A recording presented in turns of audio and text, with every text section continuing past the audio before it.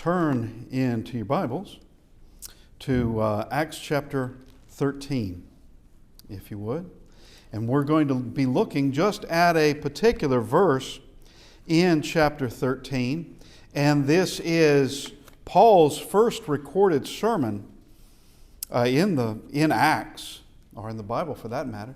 It's Paul's first, not the first ever of anyone's sermon, but it's Paul's first sermon. And we're just going to look here at chapter 27, but I want us to go up to 26. We will start there.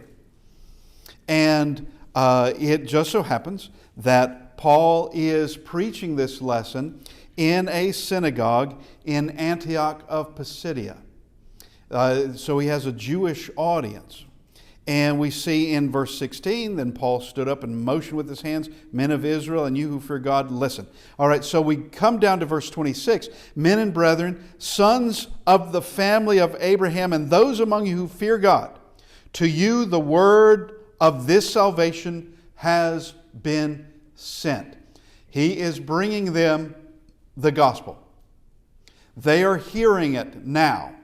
A message they have been waiting for a long time. Matter of fact, all their lives they have been waiting for this message. And it is a message that the Jews had been waiting for centuries to hear. And Paul is bringing it to them. Now, understand he's in Antioch of Pisidia. Now, that's quite a distance from Jerusalem. But he's going to talk about what happened in Jerusalem in the next verse. Verse 27, "For those who dwell in Jerusalem and their rulers, because they did not know Him," that is Christ, "or even the voice of the prophets which are read every Sabbath, have fulfilled them in condemning Him. And although they found no cause for death in Him, they asked Pilate that He should be put to death. Now, when they had fulfilled all that was written concerning Him, they took Him down from the tree and laid Him in the tomb, but God raised Him from the dead." Now we want to look at verse 27 in this and just look at some things. What Paul says, how he describes those who were in Jerusalem and their rulers, and the fact that this event happened there and happened in their lifetime. Matter of fact, it is possible, I can't say that it is the case, that this is true, but it is possible some of those in Pisidia listening to Paul then could have been in Jerusalem on that Passover when Christ was crucified. That's very possible. It doesn't say that. It's also possible that they weren't. But and it's also possible that some weren't even born yet at that time, because it's going to be a few years after Christ was crucified. Now, let's look at this bit by bit of what he says in verse 27. "For those who dwell in Jerusalem and their rulers, because they did not know Him." They did not know Christ. Now, we need to understand and get a perspective on what that actually means. They did not regard Him. It's not as though they knew nothing about Him. They did. There were things being spoken about Him for 3.5 years. Lots of things. From the point of where He is going into cities and healing the sick. The blind see, the lame walk, the deaf hear. All these various diseases are being cured. Those that are possessed with evil spirits now are free of them. All these things occurring, that makes a lot of news. And that news would just spread out from wherever that occurred. And there were plenty who went to see Jesus or to listen to Him. There are plenty who went to Him by the thousands, and they're willing to walk a great deal. They leave or travel a great deal, however they're getting there. They're willing to leave their cities, their villages, and to be wherever He is, and He's going to speak. But here, Paul says they did not know Him. That is, they didn't regard Him. They didn't regard Him as anything. They, in matter of fact, they actively denied him and would not follow him at all. Let's go to John chapter 12, and we'll see the meaning behind this. Okay, so John 12 in verse 42, we see these words. So they did not know him. What could that mean? I mean, what is the meaning behind that? Because there's more than just thinking they didn't know who he was. Notice John 12:42, nevertheless, even among the rulers, many believed in him. Now, Paul says those who dwell in Jerusalem and their rulers, they did not know him. But here it's saying, even among the rulers, many believed in him. But because of the Pharisees, they did not confess him, lest they should be put out of the synagogue.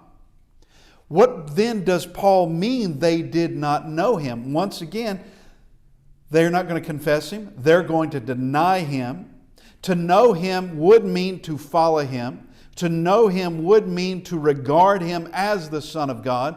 To know him would be that you are going to leave everything behind. It doesn't matter what the Pharisees think.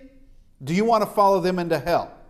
It doesn't matter what the rest of the rulers may think. Do you want to follow them to hell? It is Christ who is standing before you, and you very well know it's the Christ. You know it is, but you won't say anything because you fear those around you. You fear what the Pharisees may do. Tossed out of the synagogue, ostracized, made into no ones in their society. They feared such a thing, and they feared man more than they feared God. And they wanted to please men more than they wanted to please God. So they did nothing. They would, even though they did believe, they saw what was happening. They did see these things occurring, but they're just going to follow the path of error because those leading in that path might do you some harm. Well, that may always be the case, actually, whether it's Pharisees or someone in the Gentile world. Whether it could be Nero at some point. It could be someone very powerful in the Gentile world. That hardly matters. You deny everything else and you go after Christ. Now, in John chapter 7, we just look at verse 48 and we see these words. Well, we better start in verse 45. Then the officers came to the chief priests and Pharisees, who said to them, "Why have you not brought him?" That is, you were supposed to arrest Christ and bring him to us. They don't. The officers answered, "No man ever spoke like this man." And they're talking about Jesus. No man ever spoke like him. They are hearing something they've never heard before. There are things that are gracious words, powerful words. No one ever spoke like him. The rabbis, you can have the greatest of them all, such as a Gamaliel or someone else. They never spoke like Jesus. No one was ever so profound in their knowledge, so masterful at the Scriptures, and so gracious in his words. No one. That's why they didn't bring him. Verse 47, then the Pharisees answered them, "Are you also deceived? Are you deceived like everybody else?" Then they say, "Have any of the rulers or the Pharisees believed in him?" So this is the litmus test.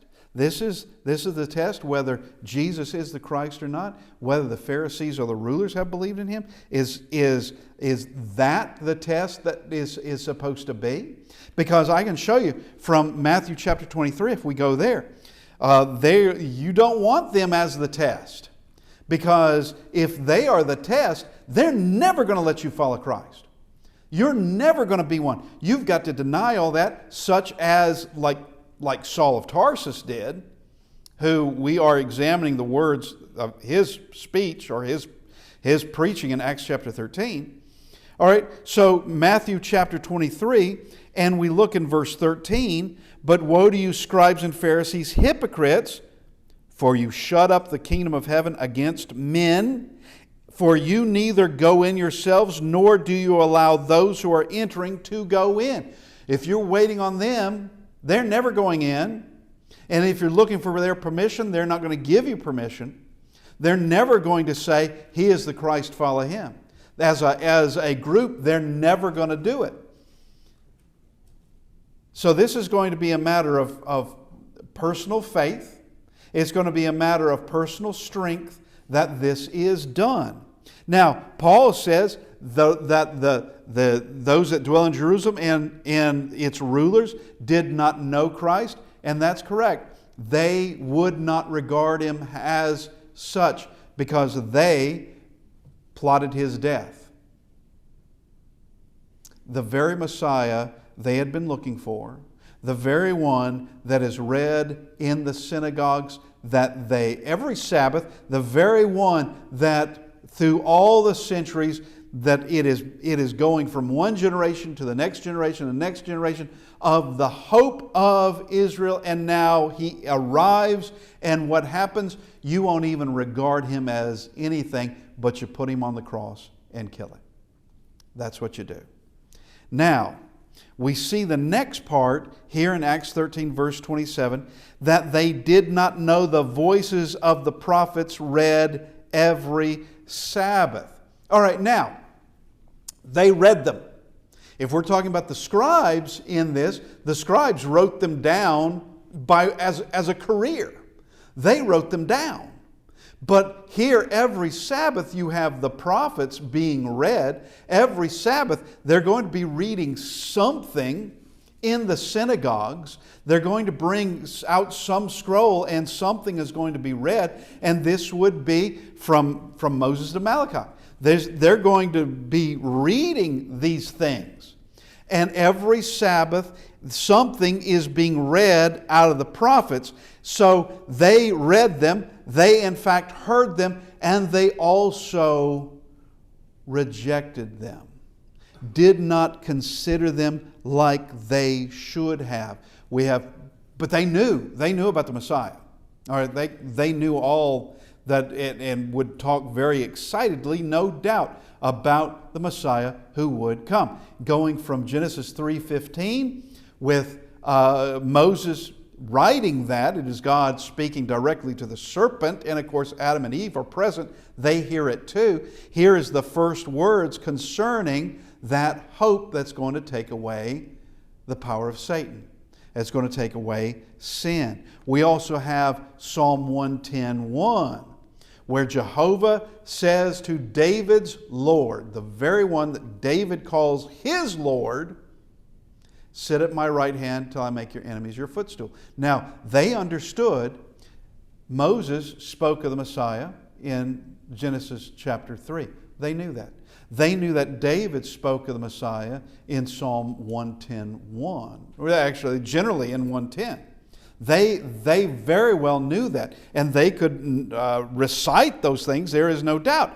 But let's go to Acts chapter 3, because I want us to look at something here. Acts chapter 3, and this is a quote of Deuteronomy 18:18 and following. So Acts chapter 2, beginning in verse 25, Acts 2, verse 25, "For David says concerning Him," that's concerning the Messiah, I foresaw, this is from Psalm 16, 8 through 11. This is what he's quoting. Psalm 2, verse 25, "I foresaw the Lord always before my face, for He is at," then that would be Jehovah, "before my face, for He is at my right hand, that I may not be shaken. Therefore my heart rejoiced and my tongue was glad. Moreover, my flesh will also rest in hope. For you will not leave my soul in Hades, nor will you allow your Holy One to see corruption. You have made known to me the ways of life. You will make me full of joy in your presence." Then Peter goes on to say David couldn't have been talking about himself, because David is dead, and you can go to his tomb If they would allow it, you could open his tomb and see his bones. You could do that. You could do that in that particular day. He is both dead and buried, and his tomb is with us to this day. That's verse 29. But what is being spoken of here is not anything to do with David. It's what had been given to David, and that was information concerning the Christ. That it would be obvious from this, you will not leave my soul in Hades, means that the Christ had to die for his soul to be in Hades. There's no other way to look at it. And that you will not leave my soul in Hades means he doesn't stay there. He's released out of there. Matter of fact, the truth be told, he has the keys of Hades and death. He just walks out. He just walks out because he has absolute authority over everything in heaven, everything on earth. Everything. And that would include Hades. That would include heaven. That would include hell. That would include the abyss. That would include earth. And of course he says that in heaven and on earth. Everything has been given to him. And here is this saying that he would in fact die. Now, we go to, I want us to look at Isaiah 53, if you would. Let's go to Isaiah 53. Here we have the voices of the prophets, and they have not listened to them. They did not know the voice of the prophets and the wealth of information that was coming from there, and we've only just skimmed lightly in this. But here comes something else that Paul says, while they did not know the Christ, they did not know the voices of the prophets, which are read every Sabbath, which should put them to shame. But we can be no better. Have fulfilled them in condemning him. Now, we can point out on by way of several examples of where God tells someone they are going to do something. They don't think they will, then they do it. All right, Peter's the first one that comes to mind, but he's not the only one. Of Christ telling Peter this very evening, you're going to deny me. And Peter saying, I would never do that. And by the honesty of heart, he is speaking what he believes to be true. That he would never deny the Christ. And yet he does, precisely as Jesus told him and exactly when he said he would do it. Everything about it in this. Now we see from Isaiah chapter 53, Isaiah 53 is talking about the very thing that Paul is speaking of, and that would be the crucifixion, the treatment of Christ and his crucifixion and everything that goes around that. But we begin this way. Chapter 53 verse 1, Isaiah 53 verse 1, who has believed our report, and to whom has the arm of the Lord been revealed? Okay, this is almost exactly as though Isaiah is speaking directly to Paul. Isaiah 53 and what Paul says in Acts chapter 13. Because what Paul says is that they read from the prophets every Sabbath and did not know what they were reading. Didn't regard the prophets as they should have. They give lip service to God, lip service to His words, and that's about it. That's all they did. But notice what is being stated here. Who has believed our report? According to Paul, not those in Jerusalem or the rulers. According to Paul, they didn't. And to whom has the arm of the Lord been revealed? Well, those who are in Jerusalem and their rulers. Now, it's not just limited to them in either case. They're not the only ones that didn't believe the report, and they're not the only ones who the arm of the Lord has been revealed. It was revealed there, and they're not putting things together because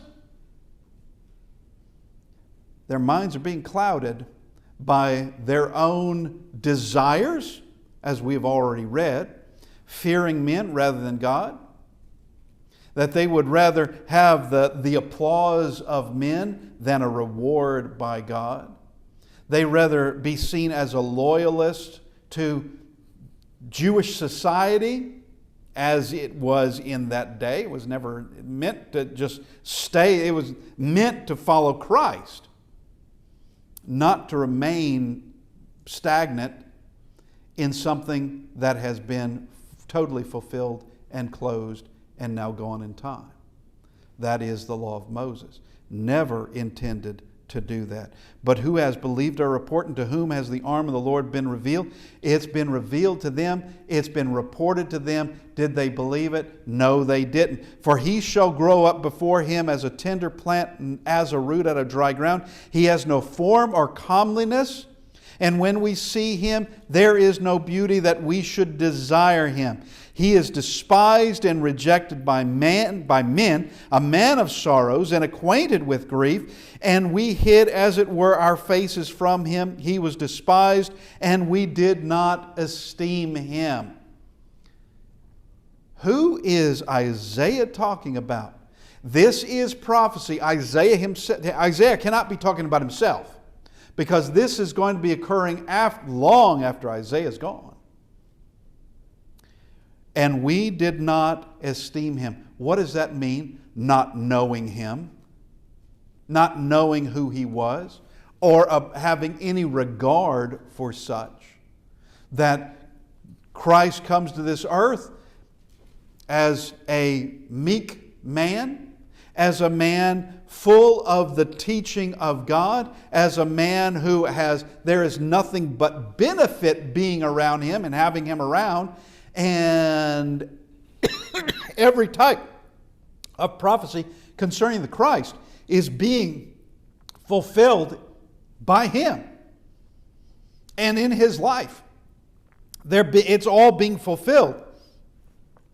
Verse 4, surely he has borne our griefs and carried our sorrows, yet we esteem him stricken, smitten by God, and afflicted. But he was wounded for our transgressions. He was bruised for our iniquities. That goes back to Genesis 3:15. The chastisement for our peace was upon him, and by his stripes we are healed. We are like sheep. We like sheep have gone astray. We have turned every one to his own way. The Lord has laid on him the iniquity of us all. And we can continue on. He was oppressed, he was afflicted. He opened not his mouth. He was led like as a lamb to the slaughter. And as a sheep before its shearer is silent, so he opened not his mouth. He continued on this. So we come back to these words. Who has believed our report? They didn't. They didn't believe it. They weren't going to regard him. They weren't going to confess him as the Christ because they feared other men. They weren't going to do it. And so we go back to Acts 13 and verse 27. For those who dwell in Jerusalem and their rulers, because they did not know him, nor even the voices of the prophets, which are read every Sabbath, have fulfilled them in condemning him. They didn't believe the prophecies, but they were part of them. It spoke concerning their reception of the Christ. They are in those prophecies. They are there as to how they received him and how they, in fact, would treat him and kill him. It is there in those prophecies. And it just went right through their ears and gone, which unfortunately is a very, very common practice among humanity. Very common. I don't know how many times, even to the present day, how many times I have someone read something, ask them a simple question. The question was answered in the words you just read. You just read the words. Ask them a simple question. I don't know. And just say, you just read them. You just read them. Read it again and tell me the answer to this question. Because the words are just flowing through the air and have nothing's registering. Nothing's hitting on solid ground whatsoever. They just float through the air and are gone. We are as humanity, it's not just those in Jerusalem and their rulers, we of humanity are very, very guilty of that. But you have any kind of real desire for the Word of God, you'll want to know what it says. And you'll realize that every time you read a particular verse or put in more time on a particular chapter, that you learn something new every time. You learn something and you think, I don't remember ever reading that before. Obviously you did. But now you're paying attention to it. Now it finally made it through the dust to land home. But notice that every prophecy that's given in the Old Testament comes out 100% accurate. Not just prophecy by prophecy being accurately done. It's when we look in the details of any one of them, we see where everything being stated in this prophecy comes through. It's not just a one little thing. These can be huge, and they can also be full of other little details that are in there. And every single one of them come to pass. Every one of them. Do we, in fact, know Christ? Do we, in fact, give Him the honor that is due? And it's not enough to say it. We have to enact it by following His words in all things. Following His words, not putting any of it to the side, following it all. This evening, here we are. This is our opportunity to strengthen ourselves, our opportunity to grow in His Word, to grow as servants of God. Where are you? Are you ready for that day of judgment? Are you ready to have your life judged by the one who's going to judge everybody? This evening, if you need to respond to the invitation, we ask that you come as we stand and sing.